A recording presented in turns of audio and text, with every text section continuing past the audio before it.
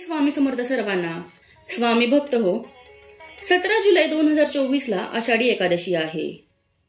महिन्यामध्ये 2 एकादशी येतात, एक शुक्ल पक्षातली तर दुसरी कृष्ण पक्षातील एकादशी। आषाढी एकादशीला शयनी एकादशी तर कार्तिक एकादशीला देव उठणी एकादशी म्हणतात।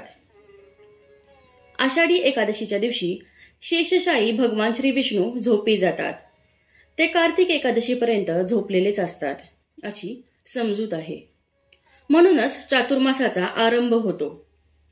चातुर्मासाचा आरंभ आषाढ शुक्ल 11 ला होतो व कार्तिक शुद्ध 11 ला चातुर्मास संपतो। धार्मिक वृत्तीची माणसे हे 4 महिने व्रतस्थ राहतात। चातुर्मासातील 4 महिन्यात अनेक व्रत पाळायची असतात। ती पाळण्यासाठी सामर्थ्य प्राप्त व्हावे अशी प्रार्थना करावी। ही प्रार्थना आषाढी एकादशीच्या दिवशीच करतात। आषाढ शुक्ल एकादशीच्या 1-2 दिवस आधी येणाऱ्या महानवमीला महाराष्ट्रामध्ये कांदे नवमी असे म्हणतात। आज आपण आषाढी एकादशीची पौराणिक कथा ऐकणार आहोत।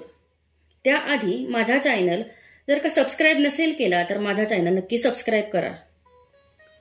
पौराणिक काळी मृदुमान्य नावाच्या राक्षसाला भगवान शंकरांनी वर दिला की तुला कोणाकडूनही मृत्यू येणार नाही, फक्त एका स्त्रीच्याच हातून तुला मृत्यू येईल।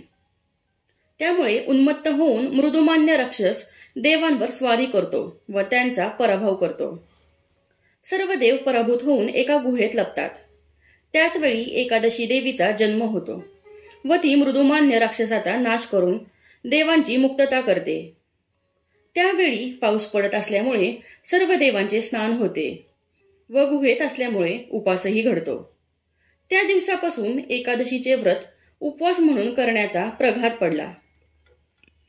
एकादशी केल्याने साधकाच्या साधनेतील बाधा नाश पावतात। मनाचे पावित्र्य वाढते, बुद्धी सात्विक होते, यश आल्याने धनप्राप्ती होते। साधनेसाठी दृढ श्रद्धा व विश्वास निर्माण होतो। आपल्या सांगण्यावरून कोणी एकादशीचे व्रत केले तर सांगणाऱ्याला अर्धे फळ प्राप्त होते। एकादशी हे महाव्रत असल्याने जे हे करतात त्यांची पितृपीडा कमी होते। नातलगातील प्रेत पिशाच योनीतील जीवन मुक्ती मिळते।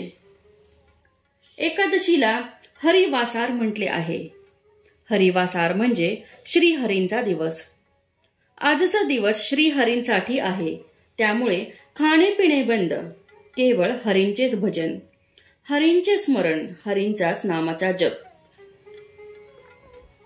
तर स्वामी भक्तांनो, जर का तुम्हाला एकादशीचा उपवास करणे जमत नसेल तर काही हरकत नाही।